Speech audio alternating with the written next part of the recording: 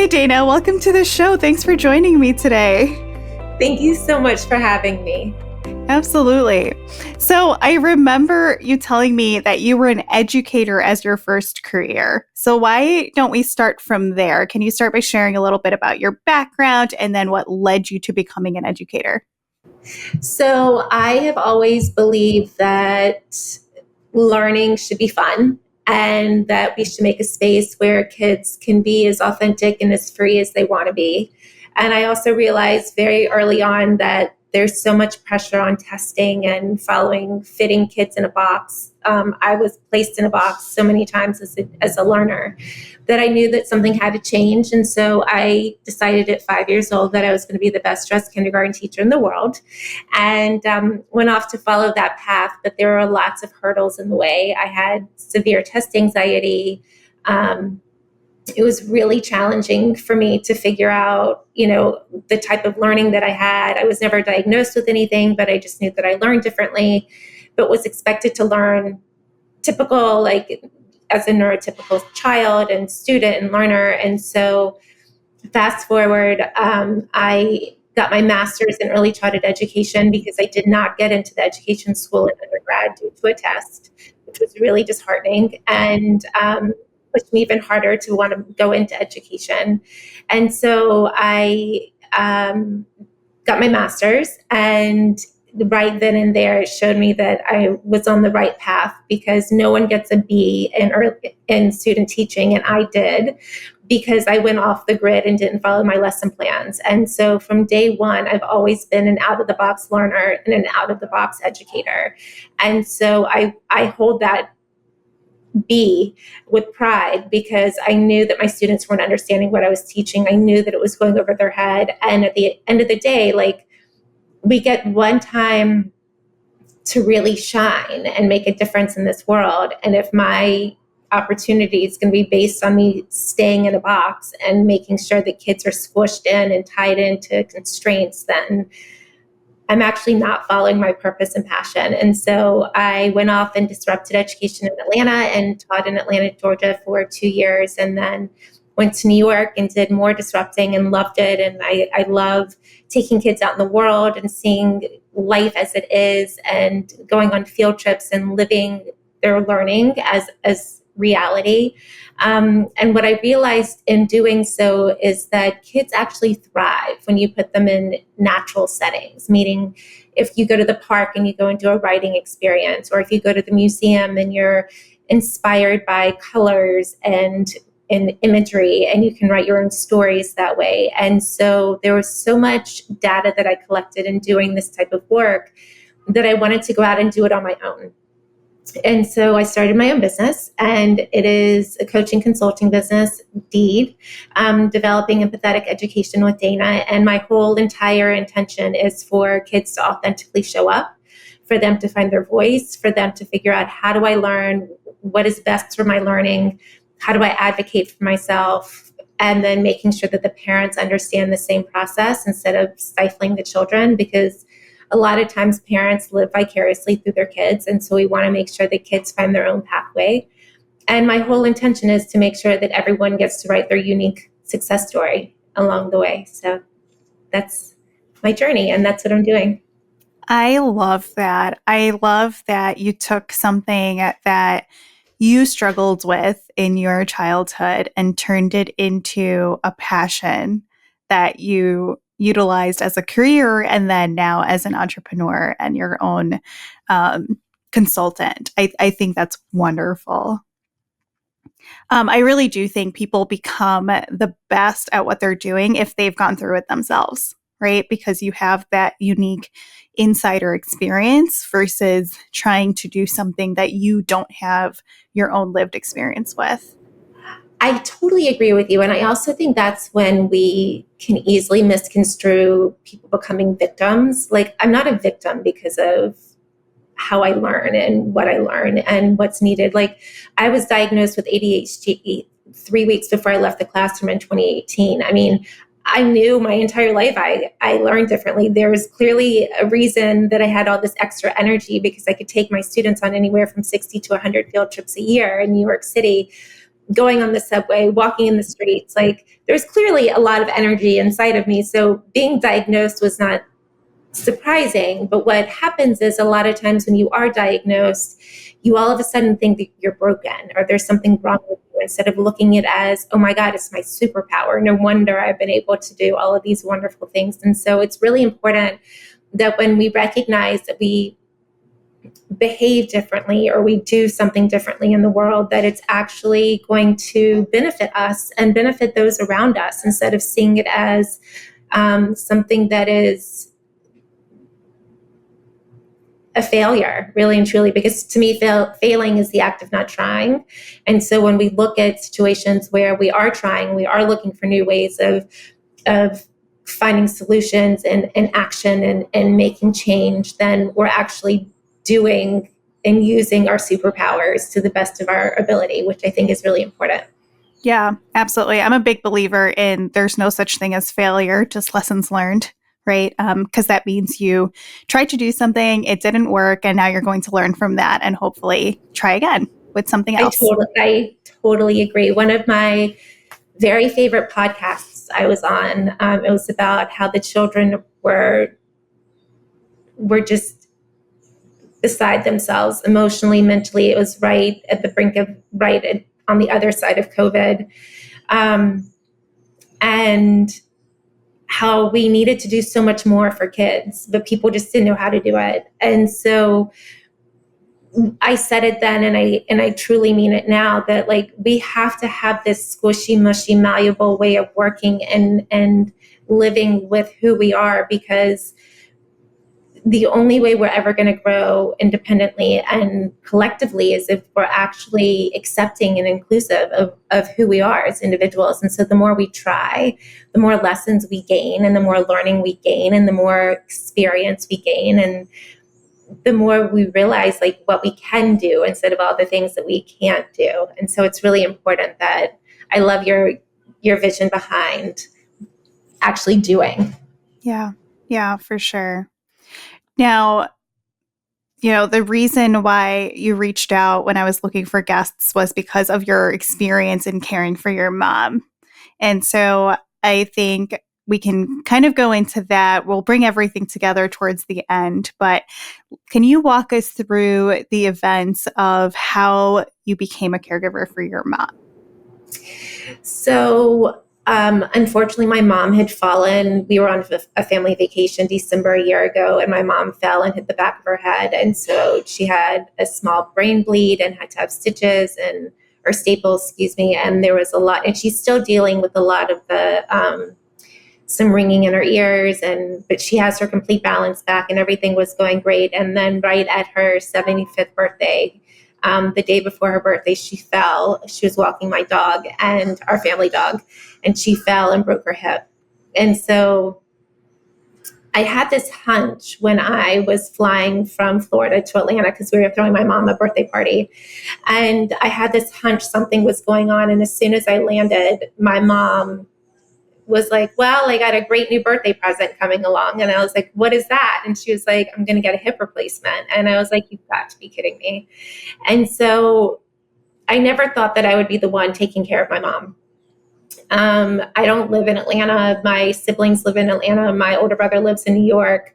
However, they have kids and they have families, and I have a different lifestyle than them. Being a solopreneur and being able to work with my students and families virtually all over the world allows me to work wherever I want to work. So it allowed me the flexibility to actually make sure that we were getting the proper care for my mom, that we were having people come in and support her. And so I took on the role as the caretaker to make sure. And even though my father clearly could have done it, he's a very intelligent, highly competent man. If somebody else steps inside and says, hey, I'll take care of it, everyone's like, yes, thank you. And then if something goes wrong, it's like, what did you do wrong? It's all your fault. What did you do wrong, right? And so it's this constant juxtaposition of trying to balance your own, what I call holistic brain health, Are you sleeping? Are you getting enough to eat? Are you exercising? Are you moving your body? Are you getting your face in the sun? Are you taking time to see your clients? Are you taking time to read books? Are you doing what you need to do in order to make sure that you're taking care of the person that needs to be taken care of? In conjunction with making sure that the doctor's appointments and all the different people are being called, and that the people that are supposed to be showing up for physical therapy or for the daytime shift or the nighttime shift are actually showing up and actually doing what they're supposed to be doing. So it's a lot of juggling, and I never imagined having to do it. I never imagined that I would be the one to do it. I also knew that it just made the most sense when I just stepped into it and said, I'm here. Like, this is what it is. Like, I'm not going anywhere until her first appointment, and making sure. And so I think a lot of times caregiving can become a space of guilt and shame, where you feel guilty you're not doing enough, and then you shame other people for not doing enough. And I had to do a lot of inner work the whole time, making sure that I was checking in with myself, not guilting myself if I wasn't doing something, or if I needed to go and take a phone call to make sure, to ask my dad to come upstairs and sit with my mom, or to do whatever. And also not to shame my siblings or my father for not doing more, because that doesn't help the situation. And so it's really important when you're being the caretaker that you remember that there can only be so many cooks in the kitchen. And when there's too many cooks in the kitchen, mayhem happens, and you miss a lot of the important pieces that can help someone thrive and get better. So it was definitely a moment in time that I am so grateful that I was able to be there for my parents and for my siblings, and also a very exhausting time, and very much a time where it was a lot of self-discovery. Like, I thought I had a lot of patience, because always being a kindergarten teacher forever, you can handle 25 kindergartners, but when you're dealing with a human that's your mom and that isn't, a martyr, and like doesn't want to ever ask for help, and there's a lot of variables going on in all of it. And so I definitely, it's hard to believe that where we are in the year and how far she's come, because she's walking independently, functioning independently. Everything she does is independent now. And it's remarkable. She had an amazing doctor, and the doctor, I'm so grateful, and so it also, that plays another big role in making sure that you've got the right caretaker component, like the healthcare pieces, to help you with taking care of the person that's needing care itself. So it's been, I pinch myself that my mom's doing as well as she is. It's really great. Yeah. Thank you for sharing that. I completely relate to you. That's why I was laughing is, yeah, I can see, I primarily have worked with older adults and adults in the hospital care system, and constantly have been able to like work with these older adults and adults over the years. And, I come home and have to manage my parents and my grandma. And all of a sudden I'm like, what am I doing? Like, why is nothing working?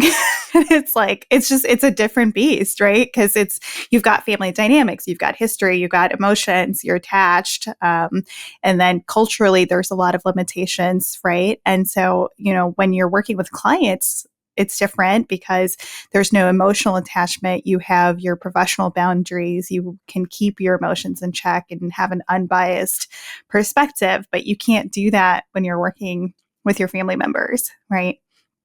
It's, you hit something on the head. It's staying detached or unattached. And I think for me, I am an empath. And so I feel everything. So my clients, I always know when something's going on with my clients. So I'm constantly having to do a check-in with me to make sure am I staying detached from whatever they're experiencing, because it's not my journey. It's their journey. They get to go through it. But I do think what you said is really important, because when we are able to stay detached, we can be much more awake and observant and accessible to the people that need us. But when we're attached, the emotion comes in so much faster. The reaction comes in so much faster. The fight and flight comes in so much faster. And so it's a lot of challenging moments when you are dealing with your family versus dealing with the people that you work with and work for. So definitely a very important note for people to remember. Yeah. But it's also like it's a double-edged sword, right? Because when you try to detach yourself from the situation so that you don't let your emotions play, sometimes that comes across as oh, she just doesn't care, or or she's not paying attention, or why doesn't she care more about this? And it's like I do care. I'm trying to provide a practical solution to something that we need help with, right? And so I hear oftentimes from caregivers that they feel like they're in this limbo of caring too much or not caring enough. And I wonder, what has your experience with that been like? I think that is such a great question, because for me, one of my biggest challenges as an entrepreneur is making sure that I do not expect more from myself than what my clients are giving. And because I hold myself to such a high standard and expect so much from myself of what I do for other people.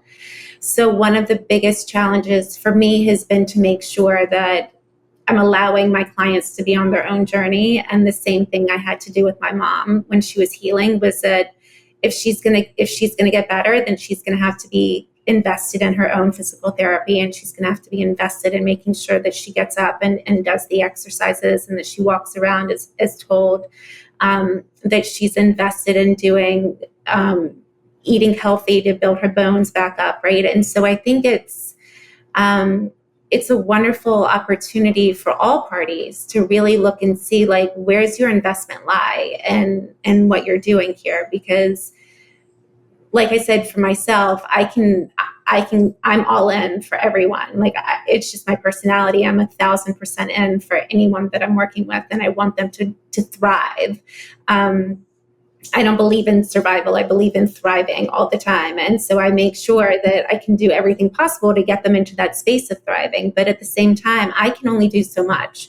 And so because of the work that I've done on myself around not trying to save people and letting them be on their own journey, it definitely made a really big difference in having and how I supported my mom. I'm not going to sugarcoat this. There were many times when I threw a tantrum like a 2-year-old and was like, Mom, get yourself together. Like, this is ridiculous. I can't believe we're arguing about eating lunch at this hour because you've got medicine to take. Like, I'm also going to be a realist. I'm a human being. And like, who wants to see their mom hurt? Who wants to see their family member in pain? And so I'm the same way with my students. Like, when one of my students broke their leg last year, I was like, are you eating ice cream and yogurt like we talked about? Because if you don't eat the ice cream and yogurt, your bone isn't going to get stronger. Like, it was comical because I was having the same conversation along the time that my mom broke their hip. And so it's a fascinating line that you sit in, and you have to be so conscientious and so conscious of, like,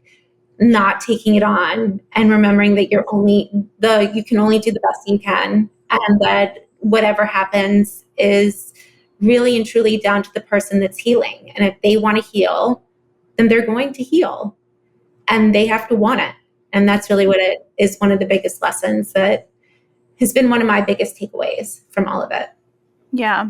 Yeah. It's hard. It's hard when you feel like you're dealing with the same thing at home and at work, right? Even though they're two completely different populations, different groups of people, and it's like, oh, I'm doing the same thing at home and at work, and in both situations, I don't have control, right? And even more, so I had jaw surgery, so I've been rubbing on my mouth to try it because it's sore right now as we're talking.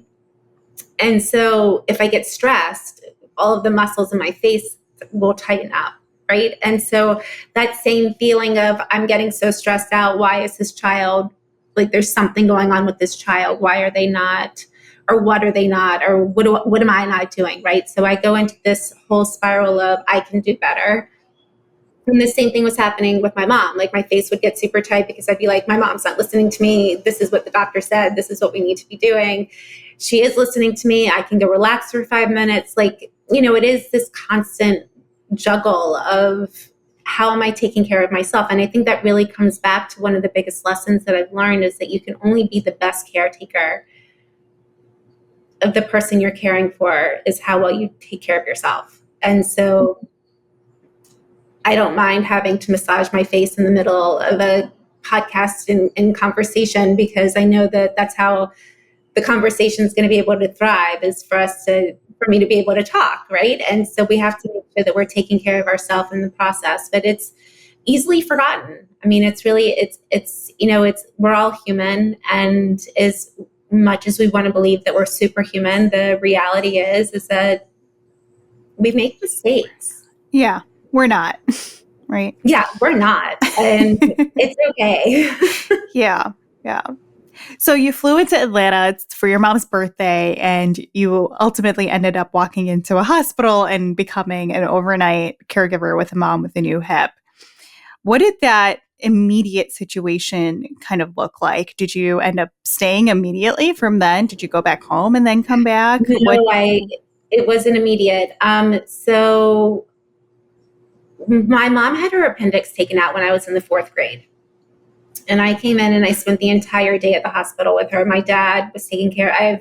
There's 4 of us, and my dad was taking care of my 3 siblings. And I went into the hospital and laid down with my mom in her bed and took care of her, and was just like, there. And I've always taken on the caretaker role in the people pleasing person in my family. And not to say that that's a good role to have. Let me be very transparent in saying that. However, that's the role that I took on as a child. And so it's very easy for me to get into that space of, I'm going to be here. I'm going to make sure that I have everything that I need. And honestly, I was in the mindset of, it's not like I'm in Africa. It's not like I can't get my medicine. Like I had one of my girlfriends come to my apartment in Florida and who has my keys and sent me a package of all my medicine. Like the things that were stressful that needed to be taken care of were quickly resolved because when I came in from my mom's, her birthday's March 17th, I think I came in on the 15th. I didn't come back to Florida until early April. So I was there for quite some time. And I only left because the doctor said she was doing well. If had not been progressing the way that the doctor wanted her to, I had no intentions of leaving. It really was all up to what the doctor said. And so for me, I was in the headspace of whatever I need, I can get. Like there's no one that can't help me. Like we always talk about it takes a village to raise a child. It takes a village to help somebody heal. And so for me, it was very much that headspace of, and I'm also a type of person that I'm like, I only hear yes. I never hear the word no. So if somebody said no to me, I would figure out how to get the yes to what I need in order to keep everything flowing and going as needed. And so, it's a wonderful trait to have, and it's also an annoying trait to have, to always be very perseverant in what you want. Great sales role. It is, and the comedy is I'm not even in sales. And so I think, however, I do teach the power of our voice. We all have the power within to use our voice for the greater good. And so for me, I was never concerned about not having what I needed. There was, places to shop, places to go. My doctors are really flexible. Like I have anxiety and I also have ADHD. So clearly I needed meds for both of those things, and so I think that you have to really be as flexible as possible in all aspects of it. Because when I look back, I'm like, I don't know how I was able to run a business, help my mom, keep my dad in check, make sure that they weren't fighting. It's like, it's comical. It's a comical state of being. Only when you allow yourself to see the comedy in the moment, you're so not seeing comedy. You're seeing chaos and frustration and crazy. And that can be a lot for someone. And so I think I think it really goes back to just having a wonderful village that's really supportive and checking in on you. I mean, my siblings were constantly checking in on me. They're like, what do you need? You know, how are things going? And we were also of the mindset of like, there's no reason for my older brother to be flying down from New York. Like, it's not like he can do anything. He can hang out with my mom, but he could just as easily FaceTime my mom and give her that same kind of one-to-one time and that space. So it's a lot of navigating what really makes sense in the moment for the person and for also the other people participating in the healing process. Yeah, I was going to ask kind of about, the role that your siblings played. Obviously, you mentioned that they all had their own families and kids, and so it made sense in that moment for you to take on that role, and you did. And so, were they fairly involved in a different sense, or were they more of a supportive network?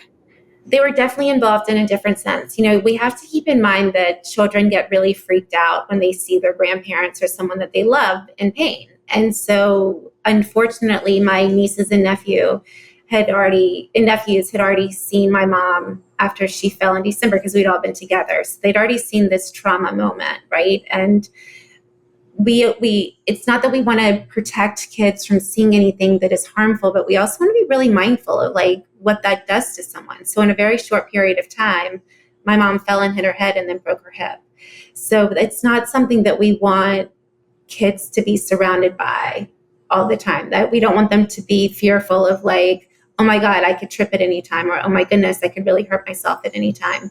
So it's really important to make sure that we are supporting the children and giving them the love and the care and the information that they need without giving them too much information, right? So like when my mom hit her head, it was very clear. The kids could see what happened. She was in a contraption to keep her neck straight. Like it was very visible, right? With her hip, she was just sitting. So we have to be really mindful. For me as an educator, it's very important that we give kids what they can handle. And I always talk to children as if they're an equal of mine. I never speak to them as if they're something less than me, regardless of our age gap. And I also make sure to check in with myself. How much can I handle at this moment? Because if I can't handle it, then they definitely can't handle it. And so I always go back to the fact that I'll forever be a kindergarten teacher. So I'm always going to be working with 5-year-olds. At some point in time, every human being turns into a 5-year-old. Something happens and they have a moment and they need to lash out or they need to throw a tantrum or whatever. And then they regulate, they come back, and adults are generally like, oh my God, I'm so sorry. I'm so embarrassed. And then like move on and apologize. And kids take a little bit more time.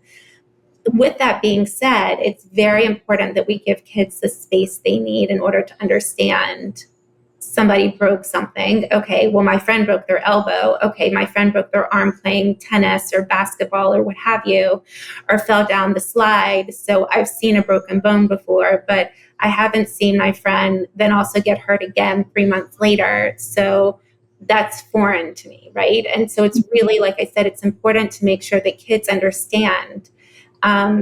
It's not to shield them. It's to make sure that we're giving them as much as they can handle without giving them too much. Yeah. Yeah. To your point earlier, you mentioned, it takes a village. I feel like I've repeated this on every one of the last few episodes, but it's so common. It's such a common expression when talking about raising kids that it takes a village. But people don't tend to mirror that when it comes to caregiving for older parents. And it is very much the same concept. It takes a village in a very different capacity, but it still takes a village, right? Whether it's friends, family, community resources, doctors, therapists, whoever it might be, it still does take a whole lot of people to effectively be in a caregiver role, right? And I think something that's really important that we must remember is that during the caveman times, everyone was in community. Like that's what the caveman times, the ice age, all of those times were about. Everyone was in a sense of community. You need community to get better. You need community to thrive. And so that was the whole struggle during COVID when people didn't feel like they had community, and they were relying solely on FaceTime or solely on, but we forget that is community. That is, you're still getting your needs met by, you may not be able to touch one another, but you're still having that face-to-face time with one another, and that's still connection with one another. And I think that's what's so important that must be driven home, is that when we're working with people, regardless of the age, that we're remembering that the focus always is that we want to feel connection. And so when we're healing, we want to feel even more connection, because we start to doubt ourselves. Like the amount of times that my mom said she would doubt herself, or, second guess herself. And doubting and second guessing yourself are two of the worst feelings you can have. Like, you always want to trust yourself, right? And so having a community that is reminding you of how strong you are, that is reminding you of all the things that you've done in the past, that is reminding you of, the time that you climbed a tree and fell and didn't break your arm and miraculously got up and started running again. Like, those stories are what's so important. And also what is also helpful for kids to hear, because we want to take the scary out of everything as much as we can, because that we don't want to live in a sense of fear. And so when you've got the village that comes in to tell the stories, to make the connections, to, send the flowers, to send the balloons, to send their favorite cookies from 3 states over, it doesn't matter. It's still putting in the energy and putting in the effort to make the connection so that everyone feels like they're helping in that healing, because the people that are helping in the healing really do want to be helping. And that's the most important piece for any person that's ever been injured to hear, is that everyone really does want to help. Mm-hmm. We just may not necessarily know how to help in the right way. We want to help. Yeah, for sure. In those early days when you were spending your time in Atlanta before returning home, what were some of the most challenging moments that you faced? That's a great question. I think I got really frustrated with some of the helpers in the hospital. I felt like they were just signing in on the clock and leaving. And then there were others that were so amazing that I cried, like literally cried when they told me that their shift was over and who was coming next. I was exhausted, so I wasn't sleeping well. And so the first night my dad stayed in the hospital, but the rest of the nights I stayed in the hospital. And I don't remember how many nights we were there, to be honest with you, because it's all a blur. But I just remember like the best nurses and the people that were helping my mom with physical therapy. And I remember, that were cheering her on when she took her first steps and getting it up and out of bed. Like, so as soon as she broke her hip, and the next day she was up and out, like it happened. It wasn't like a pause. It was like, we're getting you, and you're going, and you're going to be walking. And so, making sure that all of the support people around us were very much on the same page. I think that was one of the biggest challenges. And then the second challenge, truthfully, was when we got home and I was finding home health care for her. And that's a luxury to have home health care. And I know that. And so to me, it's very important that the companies that run home health care remind the people that work for them that this is a luxury to have. This is not something that everyone can afford. And so to really put forth your best effort and to make sure that you remember you're not just going to house sit. You're not just going to sit on a comfy couch and eat somebody's food. You're coming in because somebody was injured and they need you. And it's your expertise to know how to help them when they're taking a shower, or how to help them get dressed, and to do all of these small menial tasks that are actually really important tasks, because they want to get back to the space where they can do it independently. And so I think for me, it was a lot of, I felt like I was back in the classroom dealing with a lot of 5-year-olds that were way older than me, and having to check in with my own ego and my own self and be like, okay, maybe I need to teach them what they need to be doing here. Maybe they haven't experienced something like this. Like, what do I need to do in order to make this transition easier? So it was a lot for me it was like having a second job. Really and truly, it was my first job, and then my company, my job was like my second job, is really what was going on. And so it's important to remember that just because you hire someone or just because someone's hired to do something doesn't mean they're necessarily the greatest at what they're doing.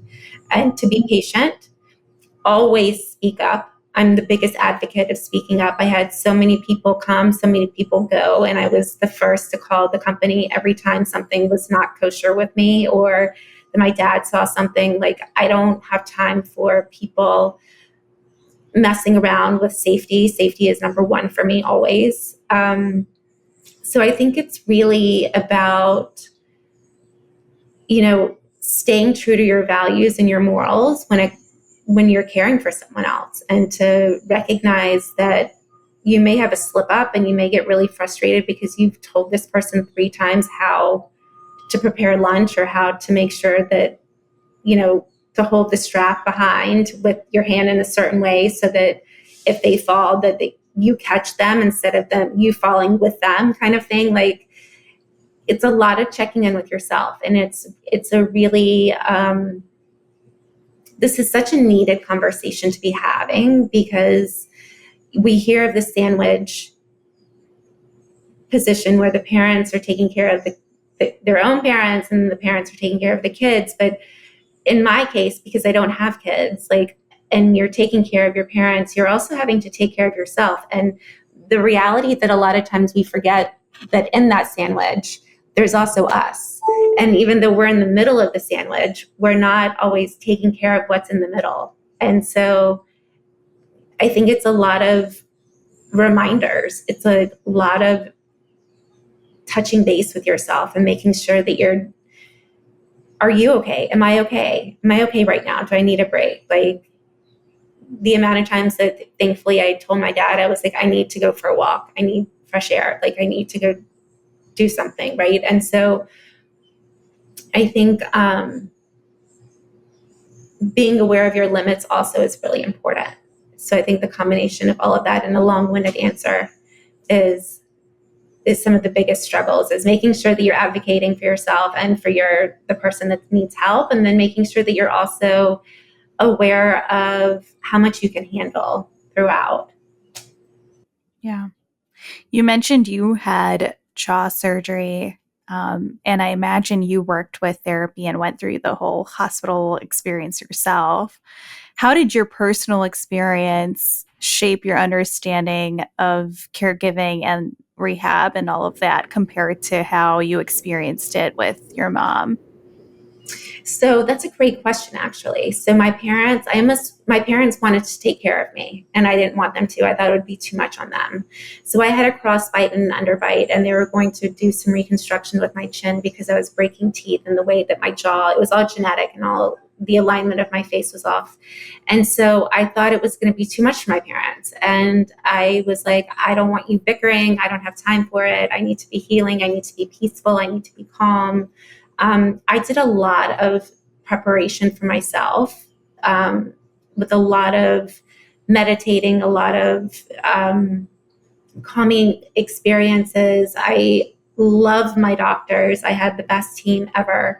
And so I think that because I'd already created such an amazing team, and I'd already established this sense of what I was going to tolerate and what I wasn't, it was different because we walked into knowing that I was having surgery, right? It's different when you walk into a situation like my mom where you fall and you don't know if you actually broke your hip or you just bruised your hip really bad.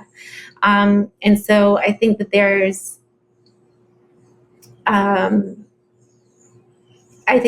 a huge gap in that space, because I have to praise my mom. She was so calm the entire time.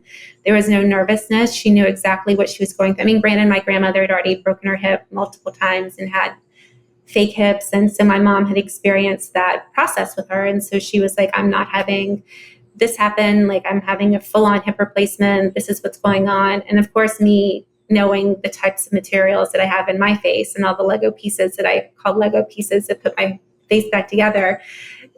So I'm asking questions. And so I really think that it gave a sense of, like, my mom had a sense of ownership and a sense of autonomy in the process of knowing that she was determined that she was having a full hip replacement. She was not having a partial. She wasn't going to do anything that was going to take her to a space where she might have to have another surgery going down the road. Like, it was she was very conscientious of what she wanted. And so I think for me, I was just banking on my doctors doing the right thing and putting everything the way it was supposed to go and everything lining up and doing all the different things. I didn't have that control, where my mom was much more, a hip replacement is a much more quick and easy process than the type of surgery that I had. So I think that is a great question. I think that anyone that's going through surgery or that has had surgery or has been around people that have had surgery, it's an experience on its own. Like, everything is, 1 minute you're feeling pain, the next minute you're not. Like, it took me forever to gain feeling back in my face. I still don't have feeling down here. I'll watch my mom sometimes rubbing the upper part of her thigh where I'm like, are you in pain? And she's like, no, I think the feeling's coming back. And I'm like, that's amazing. Like, it happened in March and it's now September. So in that short window of time, she's gained a lot of the sensation back, where after mine it's been a little over 2 years. So I'm still healing in that sense. And so I think one of the biggest lessons is making sure that you're giving yourself enough time and space to heal, and that you're honest with the people that you're around when it's time to stop, and to be able to say, okay, I'm going to take a break now, and to rest. So I think those are some of the big pieces that I learned in working with my mom, and then also reminding her to rest, and then also reminding myself to still rest now. And so it's a lot of, I think at the end of the day, and this just came to my head, at the end of the day, it's really important that we're all so conscientious of how we're taking care of ourselves in order to make sure that we can be that caretaker for someone else, because you can only love as much as you're loving yourself. You can only handle as much as you're handling and giving to yourself. And so it's really important that we get the concept of selfishness out of our head, and of being a negative or being of something that looks down upon. It's really important to be selfish and say no. It's really, especially as a caretaker, it's really important to say, no, I've hit my line. It's really important as the patient and the healer or the person that's healing to say, no, I've done enough today. Like, and I think all of it it's all a lesson. It's all a learning process. And I think that's the hardest piece as a caretaker, and working both on all aspects of the work that I do personally and professionally, because as a helper, you want to just keep helping, but there comes a time when you can't do anymore, and it's only with the person sitting in front of you. And I think that's one of the biggest lessons. Mm-hmm. Yeah. You mentioned something that I wanted to highlight, and that's the difference between a planned versus an unplanned caregiving role, right? An expected versus an unexpected. And that's what we often see with the older adult population, is that it's unexpected, right? There's a fall, there is an injury, there's an infection. Oftentimes, the adult children end up in unexpected caregiving roles, like yourself.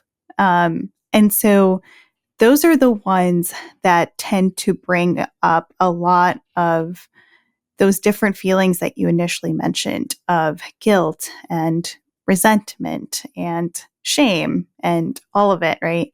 Because there was no conversation around it, and there was no planning for it, and you didn't have time to process any of it, right? Versus if you are going into it with a plan, you've kind of had time to sit through and process the situation, come up with potential hypotheticals, and figure out how you're going to manage everything. And it's a little easier to handle and manage. How did you balance your personal business life with this sudden change? And what strategies or resources did you find were the most helpful during your unexpected caregiving journey? That's a great question. I think, first of all, because we were all together already for my mom's birthday, there was a lot of brainstorming. My best friend's husband is a surgeon. And so even though we weren't sure who the surgeon was going to be, I could reach out to him to find out, if he knew about it. Like, doctors have access to certain hospitals so they can do surgeries in. The surgery that my mom was having did not have access, he didn't have access to. So, do you know this doctor? Is this the proper procedure? Is this, and then also my siblings my sister's a PA, so her knowing certain pieces as well, like the blood pressure, making sure that we're all staying calm, is everything being even, like the anxiety component of it. And so I think that there was a lot of, because we were together, we had that planning started. Like it happened on a Sunday and the surgery was on a Monday kind of thing, a Monday morning or a Monday early afternoon. And so I think we all just jumped in together immediately and my younger brother was at the hospital at 5 o'clock in the morning on that Monday because to meet the doctor that was doing surgery. Like my dad was already at the hospital because he slept over. I was at my parents' house taking care of our dog and making sure that our family dog was like getting time because then he'd be cooped up all day. And then my sister came and then, and my older brother had my nephew with him. And so making sure that my nephew was able to like be with some of his cousins so that he didn't have to come and see my mom again. So I think it was a lot of, even though we didn't have a lot of time to prepare, we had preparation period. It wasn't like it happened, an immediate surgery followed. So there was a peace of mind in that sense. But I think that,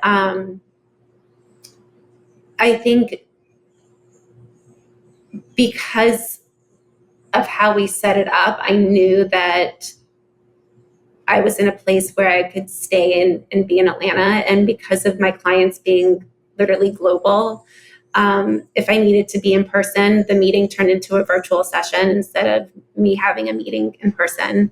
And the virtual sessions remained virtual, which was fine. And so we worked around it. And so fortunately, because I work with adults and kids, I had a lot of flexibility. I teach flexibility. I model flexibility. And because of that aspect, it's a core value of mine that all of my clients also embody that aspect, because I want them to learn that flexibility is one of the keys of life. And so if it's an adult and they're struggling with like having to be on a rigid schedule all the time, it was actually beneficial for them to have to be moving our session back 30 minutes and have to realize that you're now going to have a 30-minute window that you wouldn't normally have. And, you're going to have to find something to do with yourself. And so there's a lesson. It goes back, I think, to what you said earlier. There's no mistakes. There's no failures. It was all lessons that benefited everyone in the process. And so I think the one that actually struggled the most was myself, and like all the pressure that I put on myself to make sure that I was giving 1,000% to my mom and 1,000% to my business. And you can't do that. You just can't. And so that was a huge lesson for me on my end. Yeah, it's really hard though, right? It's really hard to separate the two things and figure out how, you might be spending 70 on one spot and 30 on the other on one day, and then 50-50 on another day, and then 20-80 on another day, right? And it's really hard to, with that, like with you speaking about like routines and stuff, I am a creature of habit. I used to be really, really, I used to have a really hard time if like there was a disruption in routine, or if there was like something that came out of left field, and it would really like throw me into like just complete chaotic mess, right? And over the years, I think COVID had a lot to do with it, but afterwards too, quitting my full-time job had a lot to do with it, where I didn't have that regimented structure of like, I wake up at 5 a.m., I go to work at 7, I have lunch at 12, I come home at 4:30. And then, like it was just so structured, and I lost that. And I was pretty lost, I'd say, for 6 months, 8 months, because I had done that for actually probably my whole life, because I went from school to college to work. And it was just like a very regimented structure. And then like you, I became a solopreneur, and all of a sudden there was no routine. There was no structure. There was constant juggling and, having to be flexible of like this time or that time, or I need to change a meeting, or I need to like go run out for an errand. And it became something I had to learn and be okay with it, right, in order to grow. And so I agree with you. I think if you're forced into situations that require that, then over time you learn how to be a lot more flexible and less regimented. And don't get me wrong, as an OT, I'm like huge proponent of having routines. They're good for you. But if you're living your life on a routine, it becomes really hard to manage the curveballs that life throws at you. Right. Which is a really important point that you make, because so as an educator in the classroom, yes, we were in school from 8:20 until 2:50 every day. But what that day looked like was always different. And I did it intentionally because I had a lot of kids that were very, very rigid about schedules, and we have to teach flexibility. And so that also happens later on in life once you retire, that a lot of people get into these rigid ways of living. And so when the rigidity can actually impair your healing, because you're so fixated on what you want to be doing, but you're not able to do it, right? And so I think for me, I've always taught flexibility, and I've always made sure that kids understand, like, and parents, especially parents more so than kids, but because the parents build out these routines for their kids. And so the kids then feel like they have to follow the routines that have been built out for them.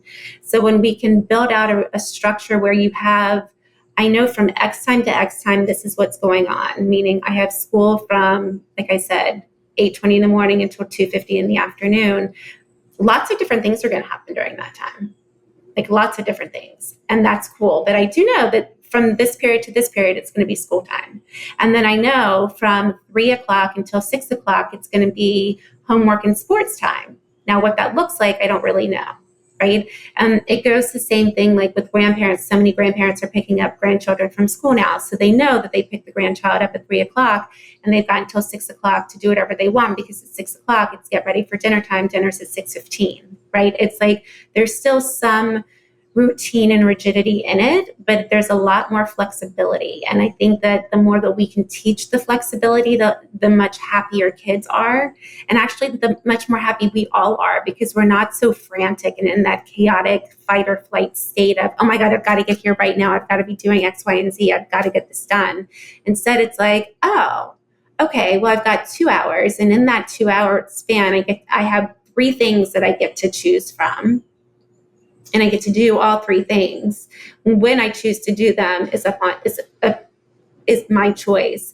And it's so important, because I think that we can all get so lost in the habits and the pressures of society that is put on us to be, again, in the box. And we have to get out of the box. We have to crush our own glass ceilings. We have to do that regardless if we're hurt, if we're healthy, what have you. And so it gives us all a voice, and saying, like, I know that I have responsibilities, and I'm going to get my responsibilities done. And I also am going to do it on my own timeline, because I need to work differently than you work. And so I think it's really important that we give kids that opportunity to take a look at adults, working from 9 to 5. That's why the whole concept of working from 9 to 5 has changed so much, because it doesn't necessarily work. I mean, it works for some, but it doesn't work for everyone. It definitely doesn't work for me. And so it's all around flexibility. And I think it comes full circle back to aging together. Like, you have to be flexible in how you're going about your day and what you're doing and who you're working with and how you're helping. And most importantly, how you're helping yourself. Because again, if you're not flexible with yourself, then you're definitely not going to be flexible with anyone else. Yeah. Yeah. You've talked a lot about lessons. We've talked a lot about lessons learned, and you've shared a lot about how you've been able to apply your role as an educator to your caregiving responsibilities and journey. Have there been any lessons learned from caregiving that you find yourself applying to your professional work? Oh my God, yes. Oh my God, yes. First of all, hands down, people show up and that's who they are, and that is really who they are. Do not expect them to change. If they show up and they're 10 minutes late, that's who they are. They're going to show up 10 minutes late every day, and either you're going to put up with it or you're not. And for me, as one that has worked on time management my entire life, I don't have a tolerance for you being late. If you are going to be coming in and doing something, get there early, and be there waiting a minute or two. So it's really important for me. The other piece is contracts. When you have a contract with someone, they have to follow the contract. That is why you have a contract built. So when you are working with outsiders, outside caretaking, like what we did, they have a time frame for when they're supposed to be working. There is very specific rules about being on your cell phone. Hi, child. That's why you don't have your cell phone in school. Like, there are so many there are so many cross paths that reminded me so much of the work that I do. Like, having to tell one of the caretakers to please get off their phone while taking care of my mom because my mom needed to go to the restroom. Like, I felt like I was with a high school student telling them to put their phone away in the middle of class, right? So it's really making sure that I was following through with my own contracts and my own expectations of, like, how are things going to flow, And so it's a conversation I have with my clients all the time. What do you expect of me? What are your expectations? Let me tell you my expectations of myself, which is what I said earlier. I always have the highest expectations of myself. And so that can be really trying at times. And then for me, if you tell me what your own personal expectations are of you, and then I tell you what I also expect, and for us to come to a happy median, then it allows me to minimize the stress and chaos that I start to feel in my body and the anxiety that I feel in my body that you're going to disappoint. If you're saying, Dana, the best I can do is A, B, and C, and you really want me to do A through Z, we got to figure this out. I'm probably not the best person to be working with your mom. If you're cool with me doing A through F, and we can come to terms with A through F getting done every single day, and we're both happy, and everyone ends up safe and everyone ends up happy and healthy and thriving, it's a huge win. And I think that, and so I've always incorporated the piece about what are your expectations of me with all of my clients. And truthfully, I even did it in the classroom with all of my parents, even though that wasn't even part of my job. Like, to ask parents, what do you expect of me, is comical because they weren't paying me. It was the Department of Education. And so it's just who I am. And so I always think about, how do I want to provide the most exponential experience for anyone that I'm around? And how do I want them to receive it? And what do I want them to remember from the experience? And so for me, it reminded me to continue doing a lot of the things that I am doing. And then it also reminded me to get a little more structured on the things that I had been loose on, like, especially with the contract piece. And so, again, I learned so much from all of it, especially watching these people trying to run a business with 500 or 600 people, and I'm a solo person, and so it's so fascinating. It was a really fascinating experience. Yeah. I still have like a laundry list of questions. I feel like we could talk for hours. But being mindful of the time, we do need to wrap up. And so, as we wrap up, what advice would you give to others who may find themselves in a similar or unexpected caregiving situation? Please be patient with yourself. Please be patient with yourself. The amount of pressure that you end up putting on yourself to do everything is just, it can actually destroy you internally, both emotionally, physically, mentally, holistically. It's very important to make sure you know when you need a break, and especially to ask for it. And if you're not getting the breaks you need from, if there's certain people that are saying, sure, I'll give you a break, but they never show up, then you need to find other people. And you need to make sure it happens, because you have to take care of yourself in order to take care of other people. And I think the word grace just keeps coming up for me a lot. Is like, give yourself grace, give the person that's healing grace, give everyone grace. Like, it's a scary time, and it's all unpredictable.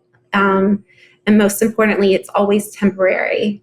And so whatever happened on day 1, 36 days, 48 days later, the healing process works its magic and life goes on. And so it's really giving yourself grace and space to see the growth, to see the accomplishments, to know that today's hard and tomorrow's going to be better. So I think those are the big pieces. Dana, thank you so much for coming on the show, for this wonderful conversation, and for sharing your journey. Thank you so much for having me. I think what you do is amazing. And I think it's so important that you have this podcast for people to really think bigger than, hold on a second, people are aging. Why aren't we talking about it? We're talking about it, but we're not doing anything about it. And I love that you've created this space where it's both talking and doing. And so I think it's really, I think it's remarkable. And I'm really impressed that you're doing this and helping so many people on so many different levels. I hope that's the goal. Thanks so much, Dana. I really appreciate it. Thank you.